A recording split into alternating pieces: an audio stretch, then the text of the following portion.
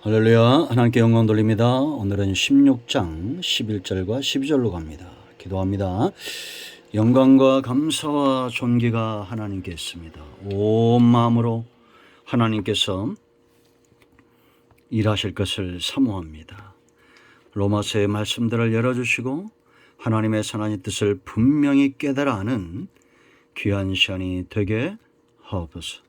말씀을 전하는 종이나 듣는 모든 죄백성들 가운데 하나님의 선하신 뜻이 분명히 서기를 원합니다. 종을 낮추시고 겸손하게 하시고 오직 말씀의 통로로만 쓰임받게 하옵소서. 하나님의 지혜와 그 능력으로 이 말씀의 깊은 것들이 열려지기를 원합니다. 오늘도 말씀하실 하나님을 찬양합니다. 예수님의 이름으로 사모하며 기도합니다. 아멘. 자, 11절 말씀. 내 친척 헤로디온에게 문하느라 나기수의 가족 중 주 안에 있는 자들에게 문하느라. 12절. 주 안에서 수고한 두루 베나와 두루 보사에게 문하느라. 주 안에서 많이 수고하고 사랑하는 버시에게 문하느라. 아멘. 오늘 이 말씀이 우리 모두에게 큰 은혜와 깨달음의 시간이 되기를 원합니다. 성도는 복음으로 생명을 얻은 존재들입니다. 예수님 외에는 구원의 주가 없죠.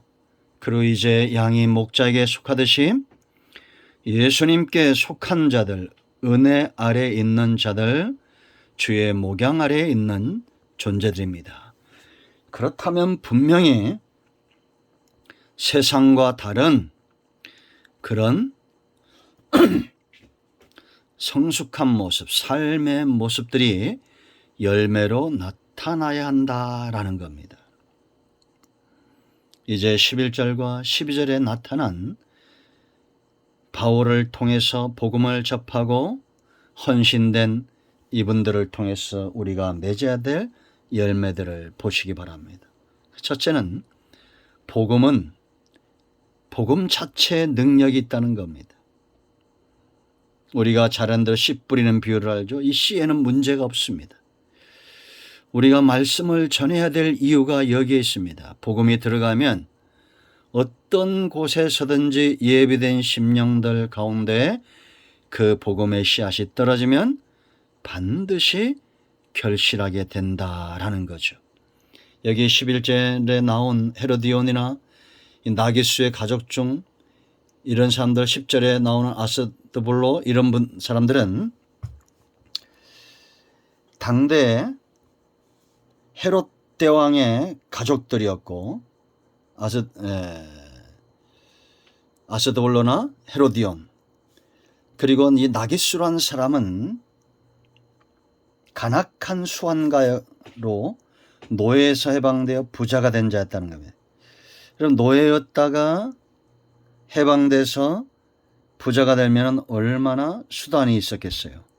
그리고 부를 추척했는데 네로 황제의 아내였던 아그리빠의 미움을 받아서 죽임을 당했다는 겁니다. 헤롯 집안에서도 예수 믿는 사람도 있었고 10절에 또 이 나기수의 이런 간악한 사람에게 속했던 노예 중에서도 예수를 믿고 돌아온 자들이 있고 이제는 바울의 문안을 받고 바울이 그들을 추천한다는 겁니다. 여러분, 복음의 능력이 놀랍지 않습니까? 어떤 상황에서도 복음이 전해지면 그것이 헤롯의 집안이든지 간악한 수완가의 집안이든지 예비된 사람들에게 복음이 전해지고 그들이 회심하는 역사가 있다라는 겁니다. 우리가 복음을 전해야 될 중요한 이유가 됩니다. 사람의 시각으로 바라볼 때 절대 예수 믿을 것 같지 않은 사람들에게도 우리는 복음을 전해야 됩니다.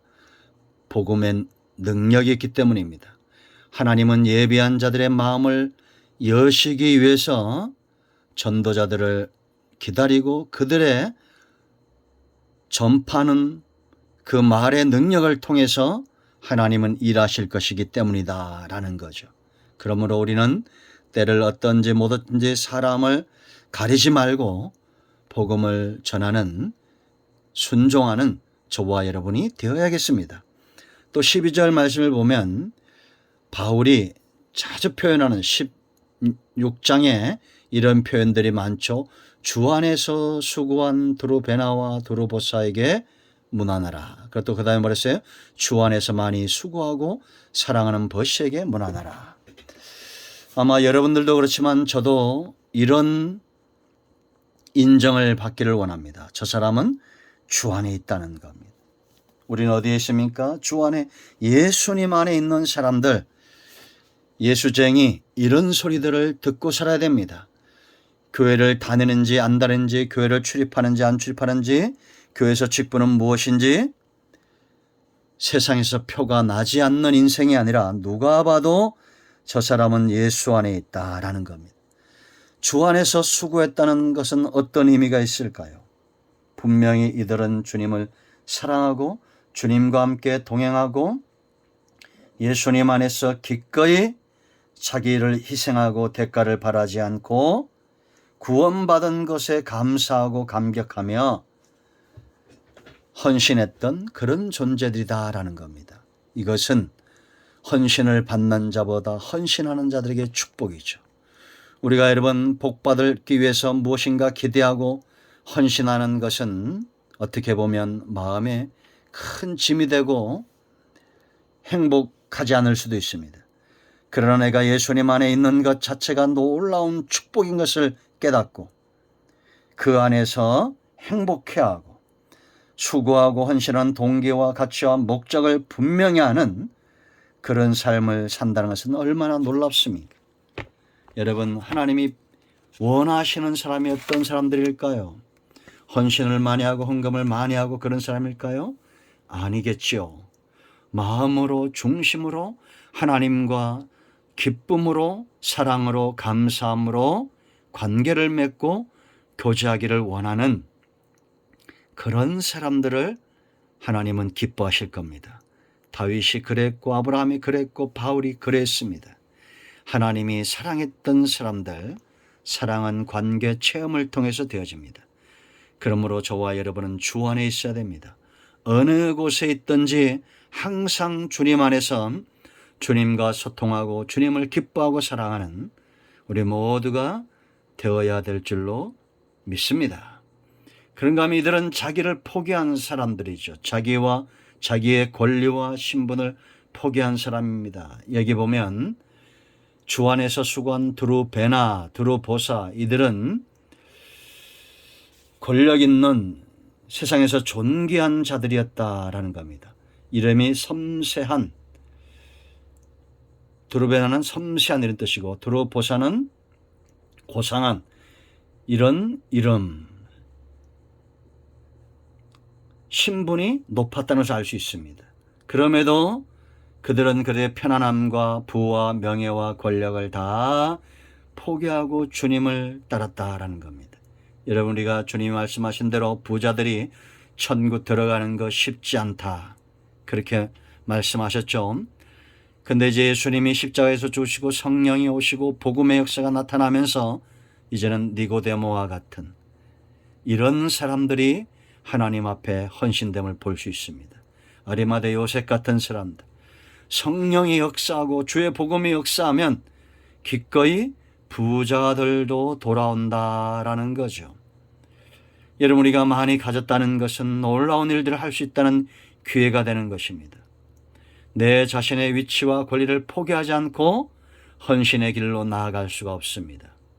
세 번째, 힘을 다한 헌신입니다. 거기 버시, 이런 페르시아 여인인데 이방 여인이죠. 12절에 주 안에서 많이 수고하고 사랑하는 버시, 과거형입니다. 그러니까 이제 이 버시라는 여자가 병들어 있거나 지금은 늙어서 헌신하지 못하는 그런 지경이 있다라고 성경학자들은 봅니다. 그러나 그 전까지 건강할 때니 힘을 다해서 수고했던 아시아 7교회 중 서번학 교회를 향해서 주님이 뭐라 말합니까? 환난 중에 있는 이들을 향해서도 죽도록 충성하라, 그렇게 말합니다. 생명의 멸관을 주겠다고 말하는 겁니다. 이게 여러분 주님이 억압하는 겁니까? 아니잖아요. 우리가 환난 중에 있어도 죽도록 충성할 만한 가치가 있다는 겁니다. 주의 일은 그런 자들에게 상급을 주시기 위해서, 상급을 잃어버리지 않도록 주님은 밝은 길을 보여주시는 겁니다. 여러분, 우리는 주님 앞에 서는 그날까지 힘을 다하는 헌신이 필요합니다. 죽도록 충성하십시오. 버시처럼 반드시 그 보상은 크게 될 겁니다. 여러분, 복음에는 능력이 있습니다. 꼭 기억하십시오. 어떤 사람이든지 복음이 들어가면 헌신된 사람으로 변화시키는 것이 성령 안에 나타나는 복음의 역사입니다. 복음에 매인받고 붙들림받아 쓰임받는 저와 여러분 되기를 축원드립니다. 기도합니다. 하나님, 이 말씀대로 되게 하옵소서. 예수님의 이름으로 사모하며 축복하며 기도합니다. 아멘. 이제 선포합니다. 나사렛 예수의 명으로 우리 가운데 사는 모든 흑암과 어둠의 영들은 묶이고 떠나가며 우리의 눈과 귀를 멀게 하는 것들은 예수님의 이름으로 물러갈지어다. 온 영과 온 마음과 온 육체는 치유되며 회복될지어다. 예수님의 이름으로 사모하며 축복하며 취하며 기도합니다. 아멘. 이런 모두를 축복합니다. 응답되었습니다. 할렐루야. 아멘.